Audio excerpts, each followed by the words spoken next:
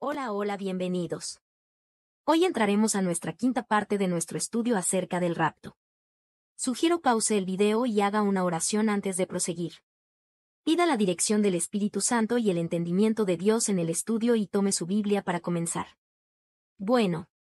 El tema que trataremos hoy es el rapto, también llamado la reunión con el Señor. Vayamos a 2 Tesalonicenses 2, versos 1 y 2, nos dice: Pero con respecto a la venida de nuestro Señor Jesucristo, y nuestra reunión con Él, os rogamos, hermanos, que no os dejéis mover fácilmente de vuestro modo de pensar, ni os conturbéis, ni por espíritu, ni por palabra, ni por carta como si fuera nuestra, en el sentido de que el día del Señor está cerca. La palabra, ser movidos de su modo de pensar, significa ser agitados como un barco en el mar en una tormenta, y marca fuertemente la confusión y la angustia que los tesalonicenses habían sentido en su falsa interpretación de esta venida de Cristo. La palabra griega allí traducida, reunión, es la misma palabra traducida como congregarnos en Hebreos 10, 25. No dejando de congregarnos, como algunos tienen por costumbre, sino exhortándonos, y tanto más, cuanto veis que aquel día se acerca. Como sabemos, los cristianos o creyentes nos congregamos o reunimos en un edificio o templo, donde juntos vamos a escuchar la palabra de Dios, alabar y compartir un tiempo juntos, en una congregación de hermanos y reunión de miembros de la iglesia.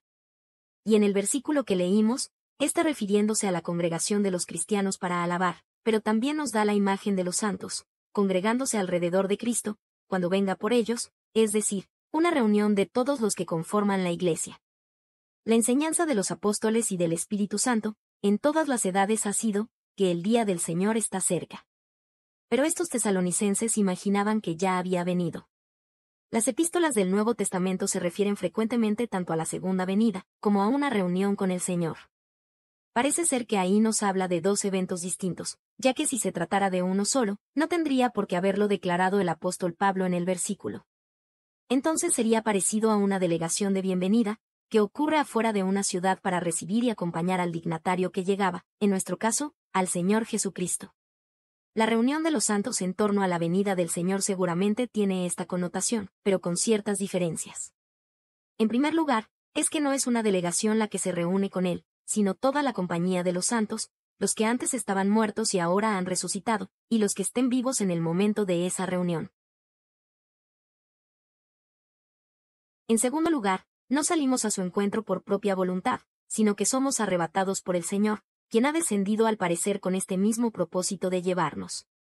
En tercer lugar, el texto no dice nada de que lo acompañen al término de su descenso, o sea, no bajamos a la tierra, sino que Pablo concluye su descripción del acontecimiento con la reunión en las nubes, confirmada por el hecho de que siempre estaremos con el Señor, dándonos a entender que posiblemente nos iremos con Él a otro lugar, y a otro evento, las bodas del Cordero.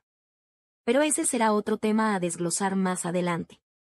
Entonces, por lo que entendemos que la segunda venida se refiere a su manifestación gloriosa y visible, para la cual, como ya estudiamos en otros episodios, tendrá señales claras, que nos dirán que está por ocurrir. En cambio en el rapto sabemos que no habrá ninguna señal clara de antemano, o que nos advierte que está por suceder. En el verso menciona Pablo los dos eventos. Uno claramente es la segunda venida, y el segundo como una reunión con el Señor, haciendo alusión al rapto de la iglesia. Supongamos que la segunda venida y la reunión con el Señor fueran lo mismo, entonces porque Pablo dijo dos cosas diferentes, hubiera sido más sencillo haber mencionado solo la segunda venida y ya. Mas nos dejó un claro mensaje de que en sí, son dos eventos separados. Y a través de los pasajes de las Escrituras que tratan de este tema recurre la idea de que el rapto en realidad es un encuentro con el Señor, donde todos los creyentes que le esperaban serán reunidos junto con los cristianos resucitados de otros tiempos, en sencillas palabras, será una reunión con el Señor, tal como dice el apóstol Pablo. Pero habría un periodo de tiempo, entre la primera venida del Señor, cuando murió por nosotros, y la segunda venida en forma visible a todos. Y todas las enseñanzas acerca del rapto o la reunión con el Señor, enfatizan que acontecerá repentinamente y sin previo aviso, que los creyentes deben estar siempre en un estado de preparación continua. Marcos 13. 35 y 36. Velad, pues, porque no sabéis cuándo vendrá el Señor de la casa, si al anochecer, o a la medianoche, o al canto del gallo, o a la mañana, para que cuando venga de repente, no os halle durmiendo. Hebreos 10, 37. Porque aún un poquito, y el que ha de venir vendrá, y no tardará. Santiago 5, 8. Tened también vosotros paciencia, y afirmad vuestros corazones, porque la venida del Señor se acerca. Y también le fue revelado al apóstol Juan en el Apocalipsis. Apocalipsis 22, 10.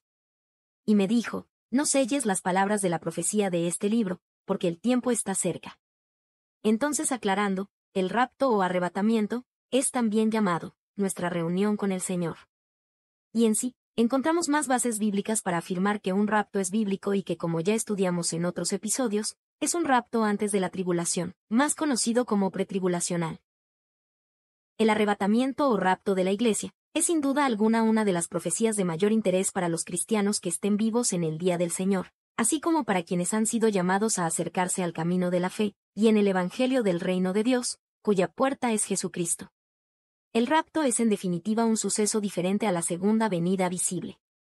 Y tal y como nos lo enseña el Señor, será un acontecimiento precedido ese mismo día por la resurrección de los santos de otros siglos, a los que la Iglesia, viva, se unirá en el aire, al encuentro y reunión con el Señor.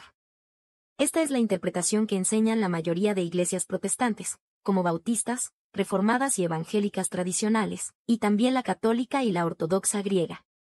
Todas coinciden, pues, en la aceptación de que el arrebatamiento es un suceso distinto a la segunda venida del Señor.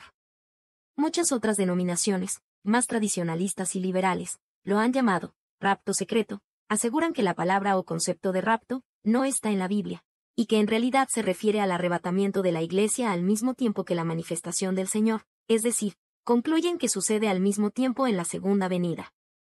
Según esta interpretación estamos a las puertas de la venida de Jesucristo, pero el arrebatamiento será un evento, no secreto al creyente verdadero, pero sí al mundo incrédulo.